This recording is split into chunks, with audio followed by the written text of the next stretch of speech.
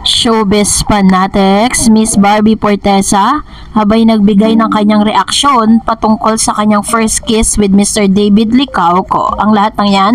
But before that, if you haven't subscribed yet to my YouTube channel, please don't forget to like, share, and subscribe at hit mo na rin ang notification bell for more showbiz updates. Bago tayo lubusang magsimula sa ating updates for today's video, nais ko po muna magpasalamat sa lahat ng mga legit viewers, subscribers at ang lahat ng mga legit na nagmamahal at sumusubaybay sa lahat ng ating mga updates. Maraming salamat po. So sa kauna-unang pagkakataon ay nagbigay nga po ang kapuso star na si Barbie Fortesa ng kanyang statement matapos siyang batikusin, no, dahil sinasabi sa kanya na parang nag-iinarte daw dahil ayaw bigyan ng halik itong si Mr. David Licauco sa kanya pong first kiss para dito sa kanilang teleseryeng Pulang Araw. Sa panayam ni Miss Barbie Fortesa sa Updated with Nelson Canlas last Thursday, September 5, sinagot niya rin ang isang tanong sa nasabing batikos. Maraming nambabash, hindi daw ako magaling na actress kasi hindi raw ako nagpapakis. Yun pala yun, batayan, sabi ni Barbie. Gayunpaman, inamin naman ni Barbie na pinaghahandaan pa rin daw niya emotionally ang naturang eksena nila ni David sa Pulang Araw. Emotionally, ako, honestly, hindi naman mahirap i-motivate. Emotionally kasi very obvious yung love ni Adelina at ni Hiroshi for each other. So lamanan mo lang talaga yun ang restraint. And yan yung pagiging forbidden kasi hindi talaga sila pwede sa ad niya. Yung gigil talaga yung bakit naging magkaibigan tayo dati pero bakit hindi natin pwedeng mahalin yung isa't isa, sabi po ni Miss Barbie. Dagdag pa niya, alam mo, yung ganong pakiramdam na may mga tao na isa lang yung nagmamahal, yung isang hindi mahal yung tao. Pero ang kaso dito, pares naman mahal yung isa't isa. Pero bakit hindi pwede?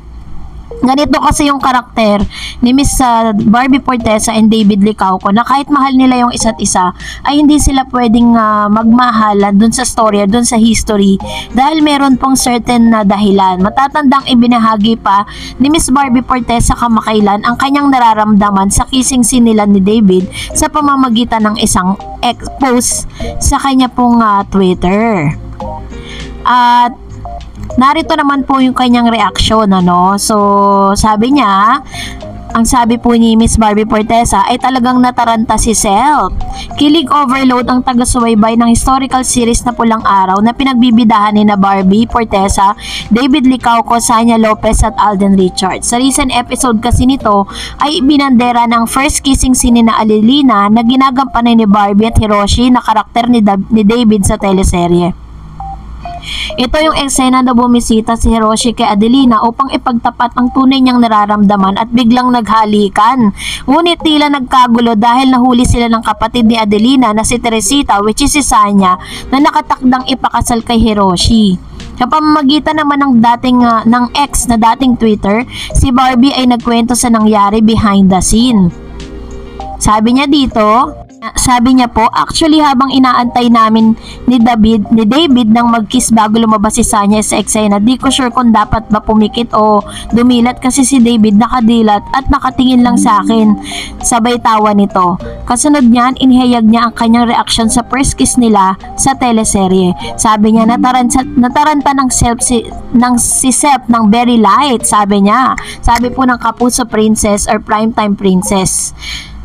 Sa comment section, maraming fans ang hindi mapigilang kiligin kina Barbie at David. Narito ang ilan sa mga reaction po nila. Sabi niya, grabe!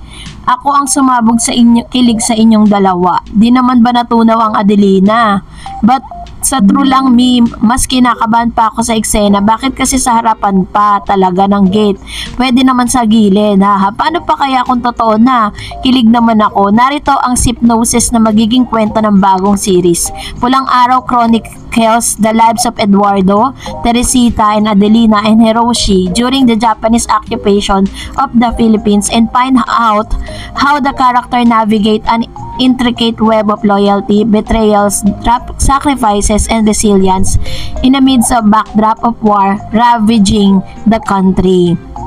So ganito nga, sobra no, tampok din po sa show ang ilan sa mga actors and actresses ng GMA, at ang Pulang Araw po ay napapanood din tuwing weekdays 8 PM sa GMA Prime, pati na rin sa Netflix.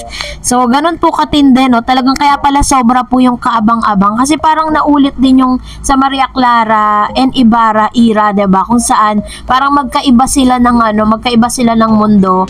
Tapos ang ending is parang magkakatuluyan ba sila or what? Kasi ganun din po yung nangyayari ngayon sa kanila pong panibagong teleseryeng ito. So ngayon mag-react naman tayo sa mga reaction po ninyo sa ating pong latest update. Sabi ni Puti-Puti, yan na nga ang love team ng GMA ngayon na may fanbase at inaabangan, bubuwagin pa. Sa bagay, wala naman paki ang GMA dyan, walang tumatagal na love team sa kanila. Kasi isa yun sa mga usap-usapan noon na bubuwagin daw, kasi wala pa nga daw mga projects na naiisip ang GMA for Barda. Pero according po dun sa manager ni Mr. David Licauco, is totoo po talagang wala pa silang project. Pero hindi po ibig sabihin nun ay bubuwagin na sila, kasi may fanbase na sila eh. Sabi ni Miss Mario Santos, di dapat buwagin ng Barda, buwagin ng lahat, wag lang Barda, kasi all levels gusto silang pinapanood, kasi di sila malaswang panoorin. Pero sobrang saya ang ibinibigay na masaya na lang harutan. Kumbaga, for Jan patron sila, kaya mas marami silang taga-subaybay kumpara sa iba na para magustuhan ng tao. Ayun, to naman yung kanyang komento patungkol sa bagay na ito, which is very true. Sila yung tipo ng love team na alam ng tao na meron siyang sariling relasyon, 'di ba? May karelasyon po si Barbie, at ganoon din naman si Mr. David Licauco. Kamakailan lamang ay napapabalita na meron na siyang girlfriend, pero still talaga nagki-click pa rin silang dalawa dahil sa galing po nila, at talagang may papakita talaga nila yung kumbaga parang nasusuot nila talaga ng todo, at napoportray nila ng maayos yung kanilang mga karakter, at may kasama pang kilig, 'di ba? At lalo na kapag talagang sa totoong buhay makita natin silang dalawa na magkatuluyan, which is bagay na gustong-gusto ng mga Barda fans, kasi nung pinagsama sila talagang masasabi mong may chemistry. So yun ang gusto ng mga fans ngayon. So, and also sabi naman ni Ma'am ng isa pang viewer, hindi pwedeng buwagin ang Barda, marami pa silang pagsasamahan. Sila ang love team ng GMA na super patok, kaya hindi pwedeng mabuwag. Go, go, go forever. Yan, to naman po yung kanyang positibong comments patungkol sa Barda. Ito, ako dito, agree ako na napakarami pong mga Barda fans na nag-aabang po sa mga susunod pang mga projects nila. And kamakailan lang, 'di ba, parang nag-shoot po sila sa Thailand. Sabi pa ni Puti-Puti, si Barbie naman talaga ang problema ng Barda noon pa. Kaya ang fans na wala ng gana sa kanya, di maintindihan kung anong gusto sa karir. Tignan natin yung movie niya, kung kikita kasi siya lang. Ayun, to naman po yung kanyang komento. Marami kasi nagre-request sa mga Barda fans na dapat daw ay mas limitahan ni Miss Barbie Fortesa ang pag-post ng ilang mga sweet photos nila ni Jack, na bagay na nakakasagabal dun po sa kanilang love team ni David Licauco. So kayo po, ano pong inyong saloobin patungkol dito? Comment down below. And that's it for today. For more videos and updates, please don't forget to like and subscribe, and please don't forget to follow my Facebook page, Dar Eds TV. God bless everyone!